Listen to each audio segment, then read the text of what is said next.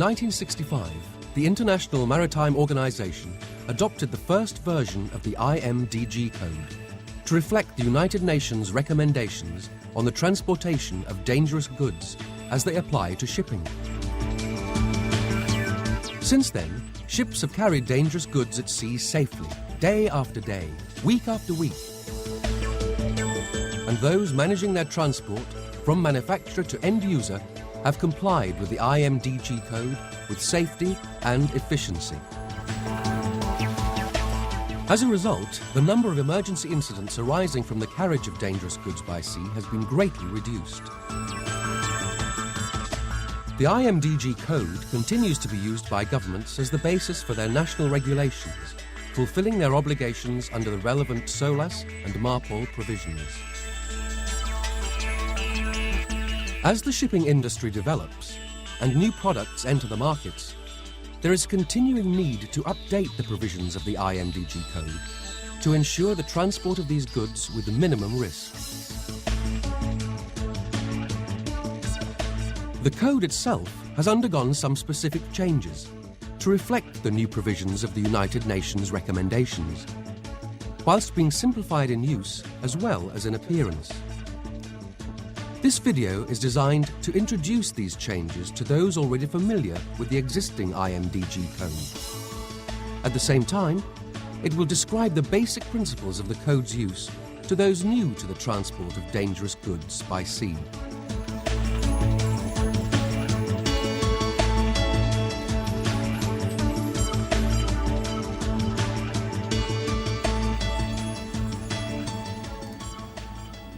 The first change, obvious to experienced users of the IMDG code, is that the new code is now contained in just 2 volumes and supplement. The text of the reformed IMDG code includes 7 parts, 2 appendices, and an index.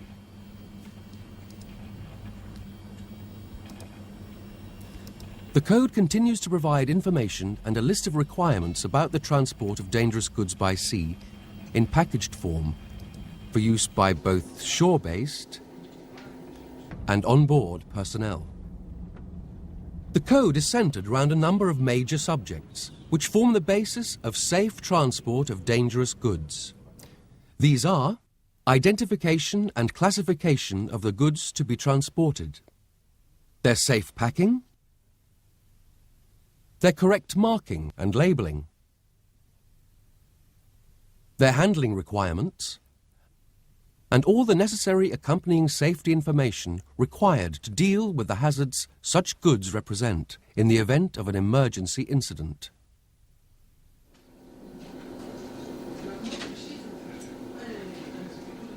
Before you can use the new code volumes, it helps to see where the required information can be found in the 2 volumes. Let's look at Volume 1 in greater detail. Part 1 will provide you with the general provisions, definitions, and training requirements. In here you will find all the relevant SOLAS and MARPOL provisions, definitions, units of measurements, and abbreviations relating to the transport of dangerous goods. Part 2 contains the classification of dangerous goods in 9 classes, several divisions, and packing groups.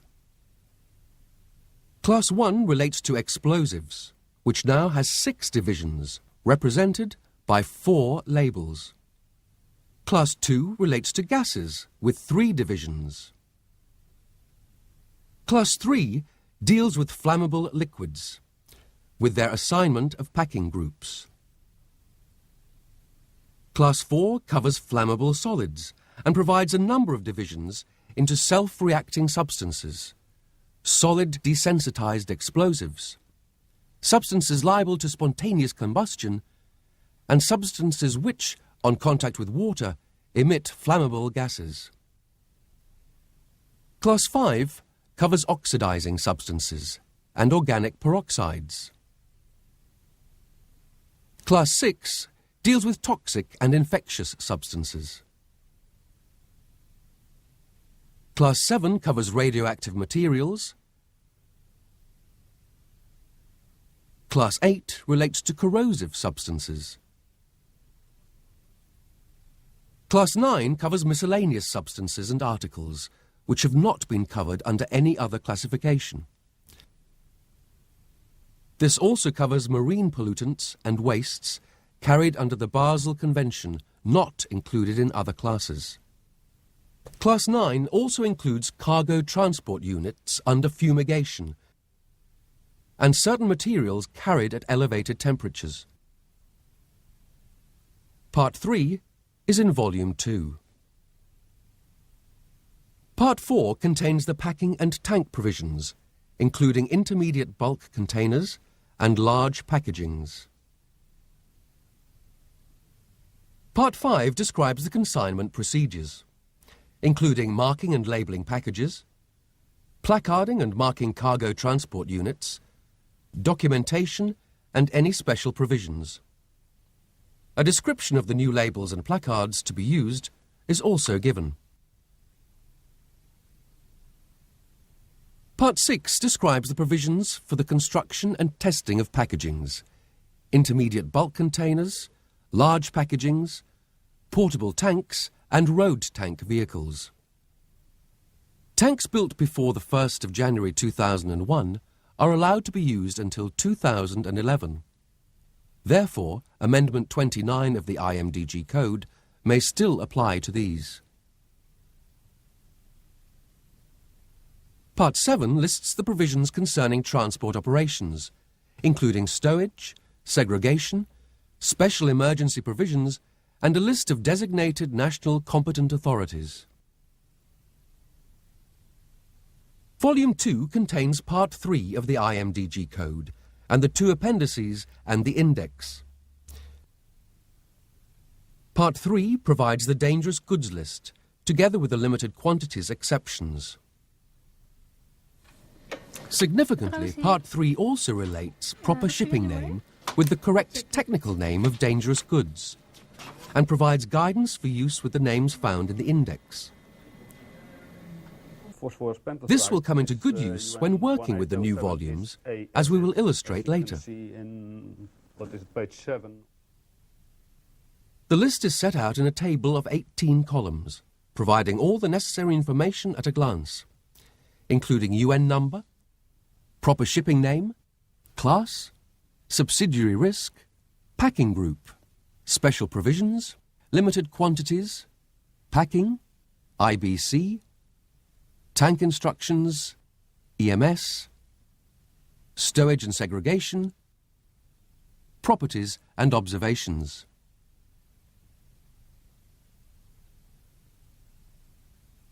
Appendix A provides in each class a list of generic names and not otherwise specified names for use as proper shipping names. Appendix B provides a glossary of terms. Volume 2 concludes with the alphabetical index of the proper shipping names of dangerous goods, giving their status as marine pollutant and class, together with their UN number.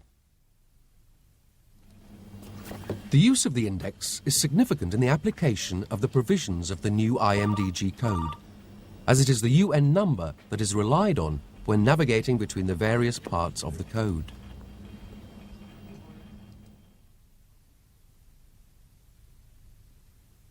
There is a new supplement to the IMDG Code containing the Emergency Procedures, EMS,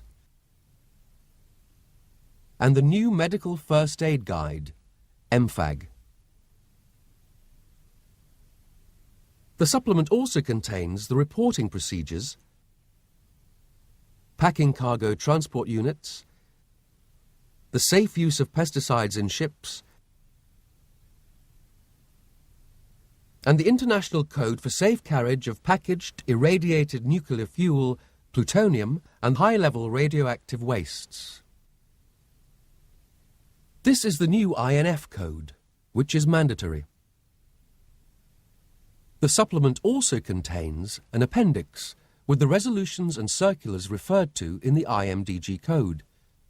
It does not cover, however, the solid bulk cargoes, the BC Code, which is now in a separate booklet. The entire code and its supplement is available in 3 languages: English, French, and Spanish on a CD-ROM disc for easy reference. Now let's see the code in action, starting with the shipper. The shipper must comply with the code to ensure that the goods to be transported are correctly identified and classified with the proper shipping name, marked, packaged, and labelled. Let's look at each of these subjects together with their main implications. Identification and classification first.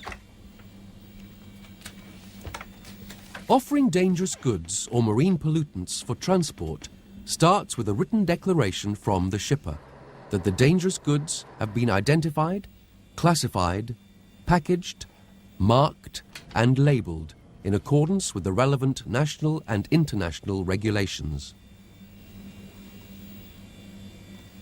A dangerous or marine pollutant substance is properly identified only if the proper shipping name, the 4-digit UN number, and the packing group for it is declared. The shipper must do this before offering the goods for shipment. The goods must not be accepted for transport without such a declaration. The purpose of declaring the proper shipping name and the UN number of the goods is to facilitate the immediate identification of the emergency procedures necessary to deal with an incident. And in the case of marine pollutants, to assist the master in complying with the reporting requirements in Protocol 1 of MARPOL. The related provisions are given in Part 5 of the IMDG Code. It is vital that the declaration prepared by the shipper is accurate, because everything that will happen to the cargo from now on is reliant on the information provided by the shipper. Next, the shipper is required to ensure that the goods are packaged in accordance with the provisions given in Part 4.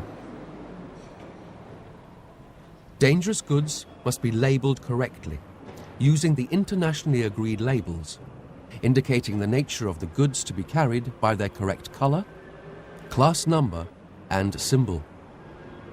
In addition, the proper shipping name must be marked on the packaging, together with its 4-digit UN number.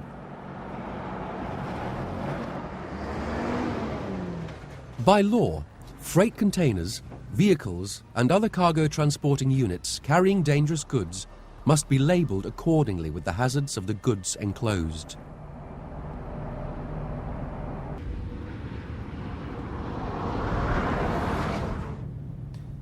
This is done using large labels known as placards, placed on all 4 sides.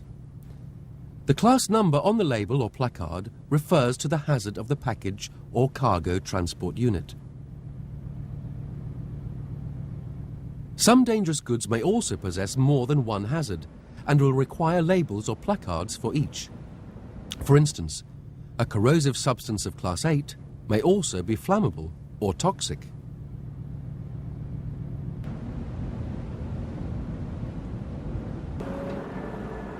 If the packages are loaded in containers or vehicles, this must be done safely in accordance with the International Maritime Organization and the International Labour Organization guidelines.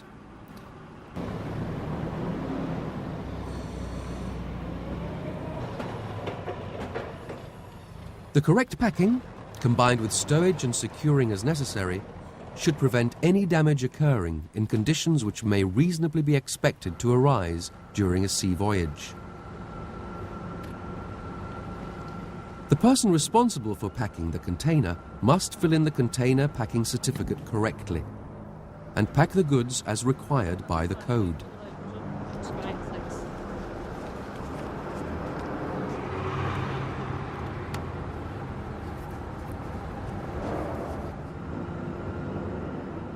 The packing certificate signed, the goods can proceed on their way to the dock. Whether the goods are in individual packs, in containers, or in tanks, the procedure is the same. consignment note and your dangerous goods. Dangerous goods, right, thank you. Cheers, mate. Cheers, thank See you. you again. Right.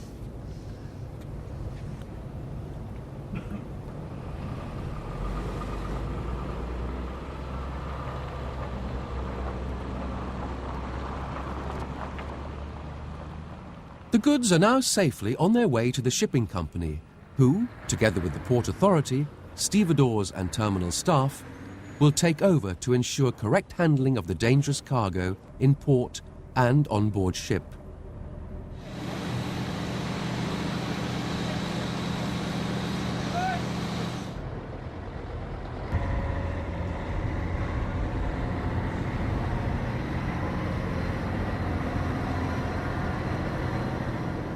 This includes the required stowage and segregation. Handling has to be correct at all stages of the transport operation. The code spells out how individual substances should be stowed and segregated aboard ship, based on the information given by the shipper.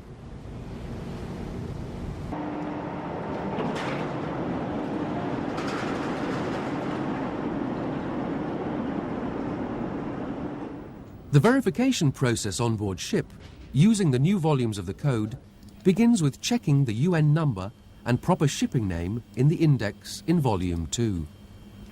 Then, using the UN number as reference, consulting Part 3, the Dangerous Goods List, to check the subsidiary risks, packing group and instructions, stowage and segregation.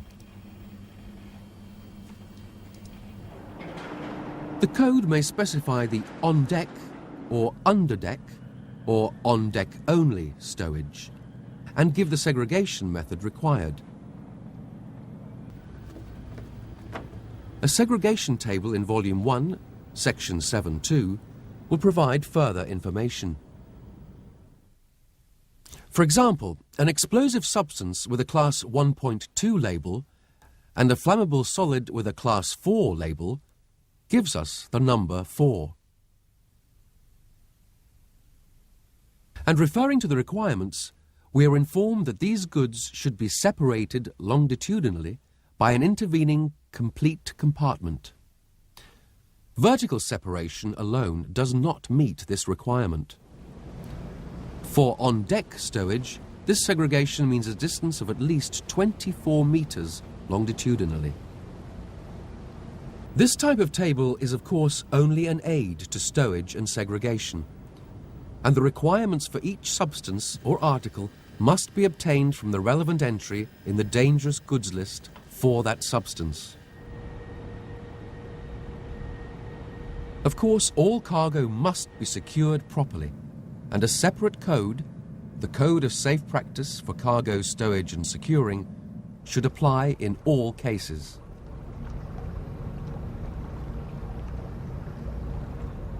Backup information about dangerous goods or marine pollutants carried is most important.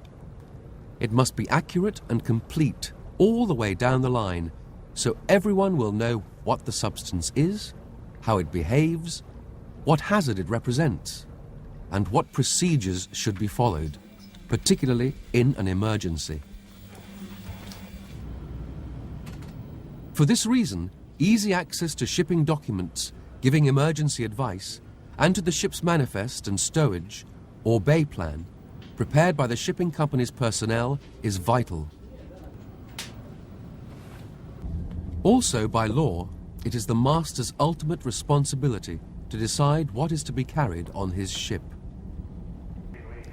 He is responsible for the safety of the ship and her crew.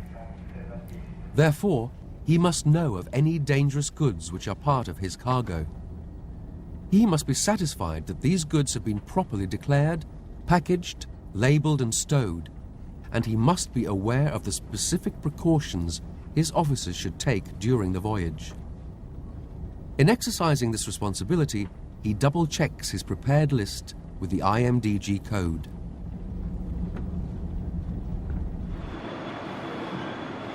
Although there is no room for complacency, experience shows that by following the code's provisions and by the exercise of good stevedoring and seaman-like practices, Packaged goods can be carried by sea without incident, whatever their classification. To summarize, the shipper must provide comprehensive information about any dangerous goods to be shipped and must ensure that they are properly identified, classified, marked, packaged and labelled in accordance with the provisions of the IMDG Code. The officers in charge of loading must ensure that the required stowage conditions, including segregation between containers, have been carried out, and that the goods are properly secured with their location marked on a stowage plan. Whilst at sea, dangerous goods must be inspected regularly.